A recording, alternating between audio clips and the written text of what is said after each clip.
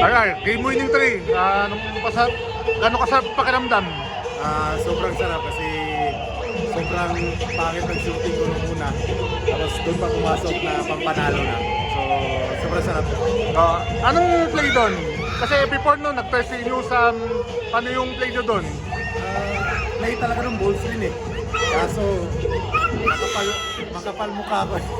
Kinuha ko yung bola, tapos i-atake ko sana. Kaso lang, atras na atras si Gio kaya tinira ko. Ay, si Hodge kaya tinira ko. Gano'ng kasarap na 2-1 kayo despite na all Filipino kayo today? Sobrang proud ako sa team namin kasi kahit walang import, lumaban pa rin kami.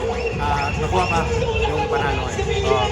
Anong masasabi mo si Chris Bacolod yung import nyo for the rest of the Excited na makalaro siya kasi yun nga, kalaban ko natin siya. Tapos pinalo kami. Ngayon, baka siya na Game ano pa-provide niya sa inyo? Ano yung ipaprovide niya? siguro yung niya, yung shooting niya, di ba? Shooter. Saka malaki din eh. Kailangan din namin ng malaki sa ilalim. Ba't dinilaan mo siya nun? Oo, Joke nga, lang. Dati yan. Ano ko nga eh, ipakausapin ko siya. I-remind ko sa. Pero friends naman kami sa IG. Para i-message kami. Okay. Thank you.